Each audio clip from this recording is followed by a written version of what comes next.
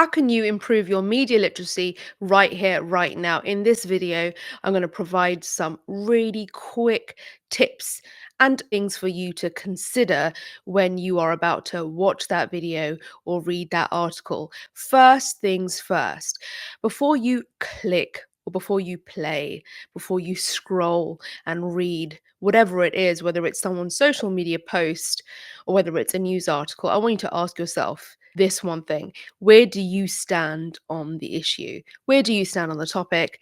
And are you open to having your perspective changed? Let's just leave that there for now. We're going to revisit that at the very end of this video.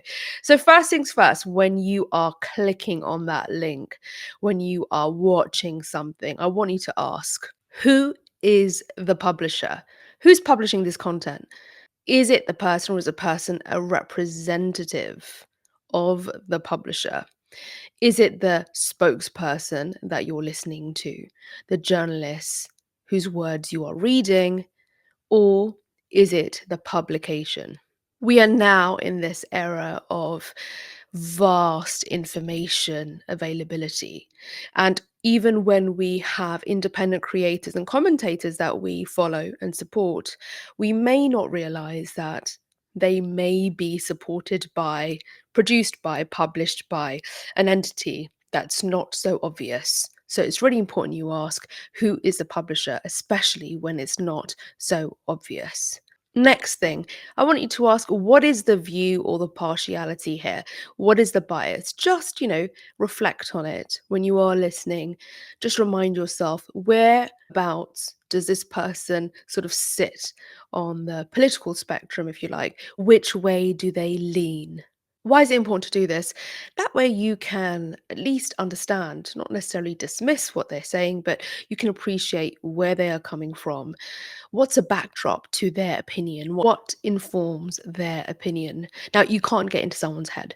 There's no way for you to really know what someone is about, but through your exploration and your inquiry, you can at least appreciate where they are coming from. Not only will this help you to be more objective and to increase your critical thinking, but also could actually allow you to be more appreciative and understanding of where they're coming from.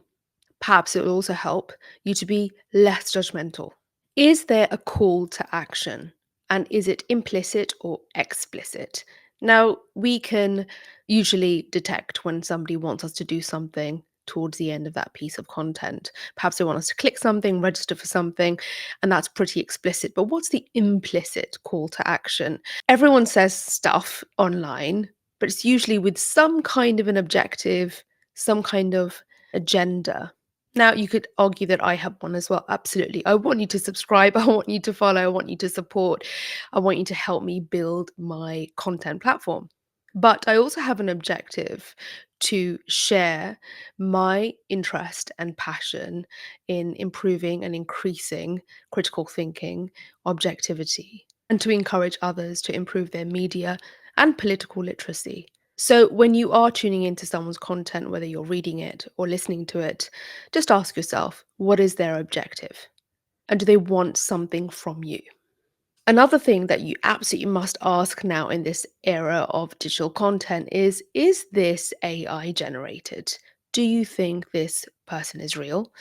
Is it a deep fake? You can usually spot these things, but things are getting so sophisticated that it's sometimes hard to detect. And I believe in the future it's going to be a little bit more difficult for us to detect.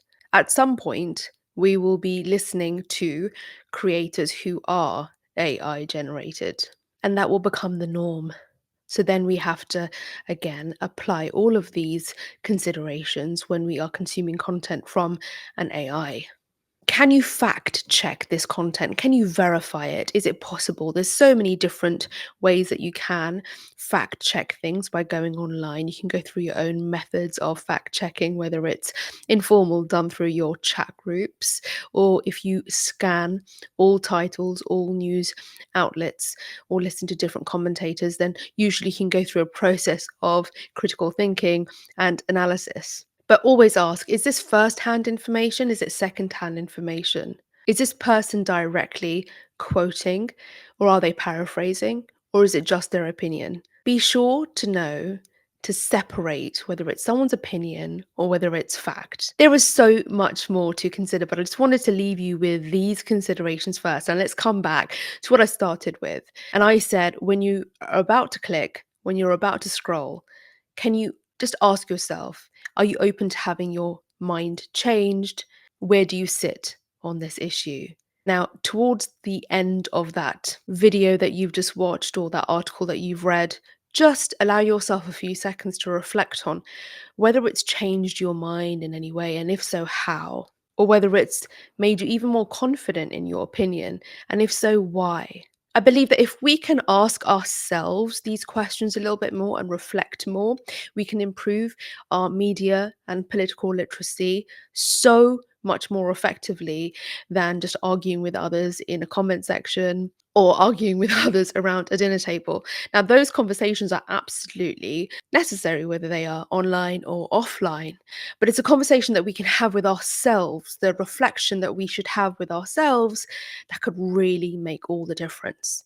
I appreciate you for listening to me for the entirety of this video. If you haven't already, please do sub, like, drop a comment, let me know where you're listening from. I am a new channel, but I have 20 plus years of experience in media, content creation, and communications. And I want to bring my ability to extract messages, read between the lines.